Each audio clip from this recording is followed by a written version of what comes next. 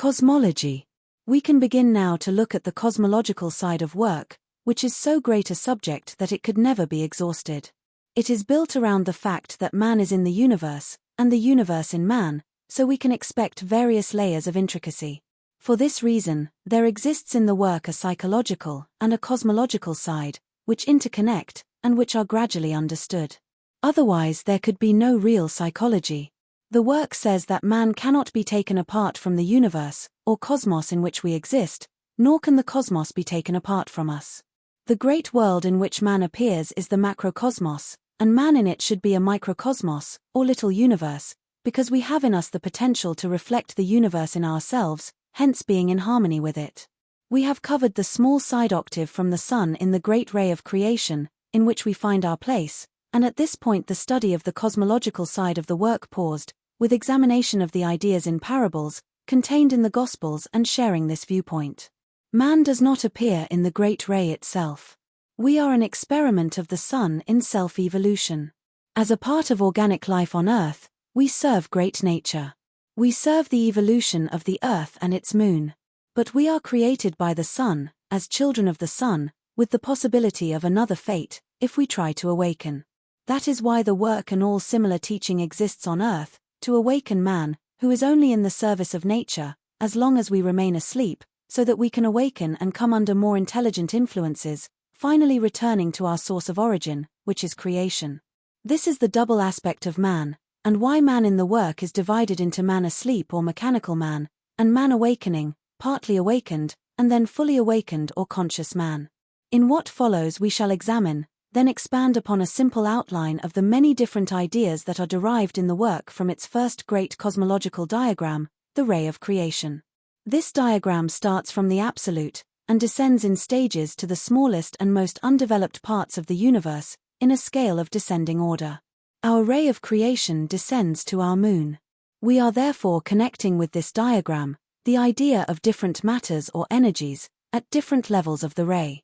Again, it is important in the beginning to note one thing, that matter and energy in the system are spoken of together, as being different sides of the same thing.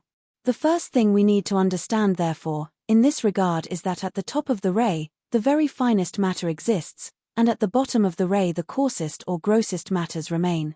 This gives the idea of different materialities, belonging to each stage of creation. As the creative process, following the law of three forces and manifesting itself in successive stages, according to the law of seven, or the law of the octave, as the creative process descends, the materiality of each level of creation becomes denser.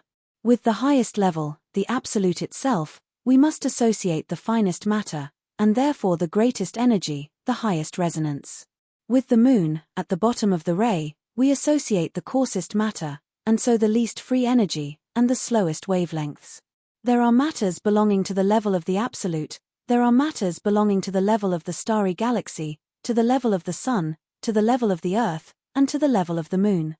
Once we grasp that the universe is a descending scale of creation, becoming further away from the absolute, and as it were, colder and denser, or lower in frequency, we realize something of what it means, when the work speaks of a point in the universe. A point in the universe occurs where a particular form of matter can be found, or we could call it matter-energy. Visibly, we can understand that the materiality of the incandescent sun is finer than the materiality of the chairs and tables on the earth, or indeed the materiality of earth as a substance, which could not exist in the sun. If then, we surmised that the act of creation is a series of successive condensations, we would not be far wrong. Seen in this light, the universe as a scale of descent, proceeding from the absolute, is a series of energies or matter-energies. In brief, a series of different coarseness of materialities. In the system, these different points of the universe, or different matters, are called hydrogens. The universe is therefore a series of hydrogens, or matters, starting from the top, and descending to the bottom. These hydrogens, or matter-energies, increase in density as they go downward, becoming coarser, thicker and heavier, so to speak. Illustrated herein is a diagram showing how the universe is turned into a series of matter-energies. To begin with, 4 points are taken in the ray of creation: absolute, sun, earth and moon. They are connected by 3 octaves, and the result is called the 3 octaves of radiation. The first 3 notes do, si, la, form the first energy matter, or hydrogen, and so on. The point at this stage is simply to give an idea of what hydrogen means, so we can move on to several other diagrams. As long as we grasp the concept that these hydrogens, or energies, are formed at different levels of the ray, as it descends and coalesces, it will serve our purpose. The hydrogens are scaled down, as seen in the last column. This is because in man, only certain hydrogens are, or can be present. Man does not possess all the matters or energies that compose the universe in him. We have not, for example, the matter of the absolute. The third column on the right side of the diagram gives the hydrogens found in man, or rather, that man can have in him. Reflect on the diagram, and note that the universe in order of descent has been turned into a universe of energies, of different qualities and densities, coming from different points in the ray of creation. The first 4 hydrogens, 6, 12, 24 and 48, are psychic. That is, they are the energies that are psychological. They are the energies that the centers in all of us work with. The 5th hydrogen, 96, is called animal magnetism. The 6th, 192, is called air. Then comes 384, water, 768, food, then 1536, which includes substances like wood, fibers, and grass. Then 3072, which we call minerals. All these hydrogens occur in man. And because we have these matters in us, we represent the cosmos, up to a point, in ourselves. Notice that at a certain point, these hydrogens become visible. The psychic hydrogens are invisible. Then, apply these hydrogens to man, regarded as a 3-story factory. 3 foods enter us, which in terms of hydrogens, are hydrogens 48, 192 and 168. We are fed or nurtured by the universe, from 3 points in it. These hydrogens become digested. To begin with, trace the digestion of 768.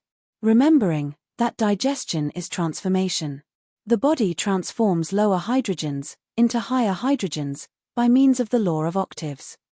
Speaking briefly therefore, 768 is transformed into 384, and so on, until hydrogen 12 is reached. Then as we move on gradually, we leave out the air octave, and speak only of the transformation of impressions, 48. This does not proceed by itself, save in small quantities. Yet it represents the most important octave of digestion in our body. For this energy stops, unless something is brought up to it, in order to help digest and transform it into a higher hydrogen. If the octave then continues, it forms extra hydrogens in our body. The first conscious shock must however be given, in order for this transformation to take place in us. When a person works on themselves, they start the octave going, and in so doing, create new energies for themselves. This is when the work really starts in us, with regard to the creation of new forces. It is important at this stage simply to understand the general idea, then further detail can be left till later.